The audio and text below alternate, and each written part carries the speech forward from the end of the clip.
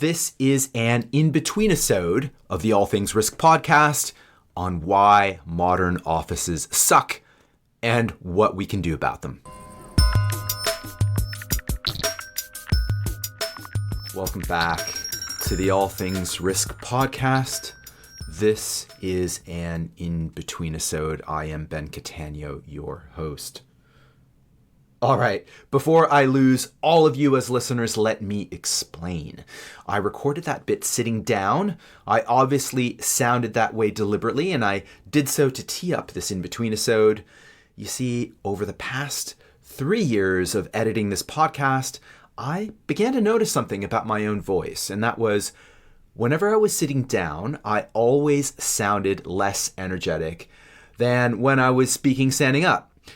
Now, whenever I record something, I'm always very conscious of my physical position, and I try to adjust my voice accordingly. I have a sit-down, stand-up desk at home. That's where I record my intros and outros, and I can easily spot the difference when I'm sat down. So I make adjustments. Now, if you've ever done any acting, you won't be at all surprised by any of this. You will know that our physical disposition affects how we sound, and actually it also affects how we think. And in fact, it affects how productive we are. Just think about how ideas come flooding in when you go for a walk as opposed to when you're sitting at a desk. And I and many of the guests I've had on the show have said on several episodes that mind and body are part of the same system, especially and including when making decisions under uncertainty. And that goes for in our workplaces. And yet, one of the parts of our world that doesn't seem to understand this at all are organizations that have offices. Unfortunately, that's just about all organizations in the world. Offices, for the most part, suck. Open plan offices in particular suck the most. There's a study which I'll put in the show notes that confirms all of this, and that study shows that open plan offices have really only one redeeming quality. They are cheap. And if the only or the main criteria for doing good work in that organization, in any organization, is cost, then an open plan office is perfect. If anything else is important, like quality or clear thinking, for example, then an open plan is terrible. They're loud. They are distracting. They're hardly conducive to doing great work, and they don't lead to greater collaboration. And the distractions are particularly bad. For example, I'll put another study in the show notes that shows that if you're focused on something and you get distracted, it can take 5 to 15 minutes to get back to where you were.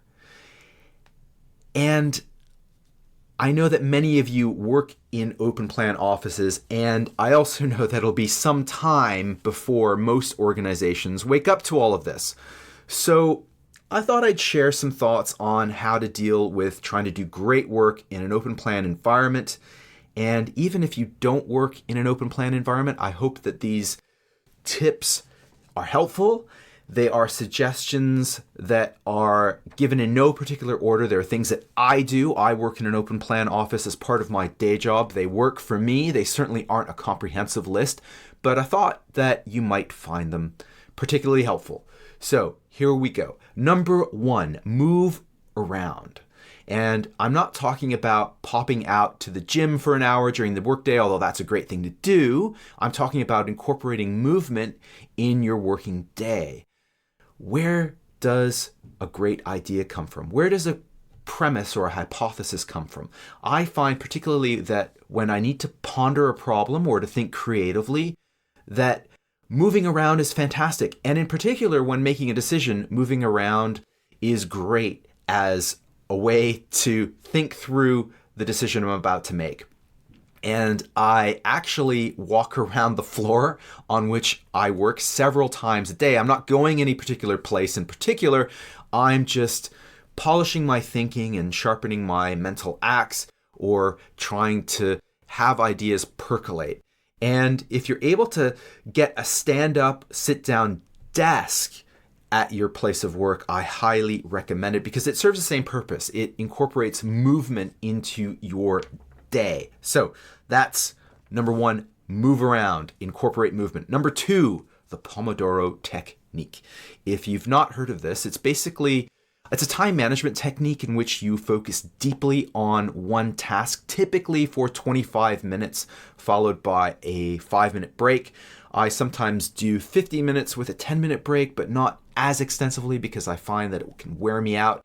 And it's called the Pomodoro technique because it originated in the US, where they used to have these kitchen timers shaped like tomatoes, if you're in the UK. A Pomodoro is, of course, Italian for tomato. And I find this technique particularly useful if I add a couple of things. Number one is to shut off all email alerts, particularly the toast function in Microsoft Outlook, which is that thing that pops up when you get an email. That's incredibly distracting, as well as the alert that shows a little envelope on your taskbar below. Turn all of those off. Turn them off as a default all the time. Very helpful. The other thing is I put my phone away, and it's not the easiest thing to do, but studies have shown that even having the phone visible on the table can be incredibly distracting. So Pomodoro technique coupled by those two things, incredibly helpful. Number three, take short naps and or meditate. Now, this is really hard to do in a modern office in spite of what we know about both of those things, that they revive us and in the case of meditation can calm us down. And I've lumped these two things together because, well, first of all, I know they're totally different. And in my ideal workplace, there'd be spaces dedicated for both, as well as spaces dedicated to do some light stretching or yoga. However, the vast majority of modern offices don't have that. And I've grouped them together because of this one thing, and that thing is toilets. So here's what I've done. You can pop into the restroom, go into the toilet stall, lock the door, put down the toilet seat, crucial step there, and take a short power nap or meditate. And I've sometimes done espresso naps in which I down an espresso and then do this thing, close my eyes for about 15 minutes, at which time the caffeine will start to kick in, and I find I feel quite refreshed after that. Nonetheless, you don't have to be that discreet, particularly when it comes to meditation. I'll throw another study in the show notes that talk about the benefits of calming breaths. They are enough to reduce stress levels. So have a go at that, some calming breaths to manage levels of stress, particularly in an open plan office. Number 4, go outside. If you can get outside during the day, especially during the winter months, to get in a bit of natural light, it'll improve mood and energy levels. 20 minutes is great. I try to do this whenever I grab my lunch. Number 5, plants. Proximity to plants has been shown to improve moods and increase wellness and reduce stress levels. And I'm not a particularly strong green thumb, so I just have a couple of cacti on my desk. You can also look at getting a terrarium, which is a self-contained plant ecosystem that looks great and is incredibly low maintenance. Finally, number 6, headphones and music. No real surprise there. I'm sure you guys do this in one shape or form. Noise-canceling headphones are great if you've got them, and if not, a pair of earbuds will do. And I find that if I have something in my ears, I am interrupted less because people assume I'm busy, which I am. What you listen to is a matter of taste, of course, but Spotify has some great playlists for concentration, and some of my past guests have recommended lo-fi beats and binaural beats playlists. So wonderful things that you can do.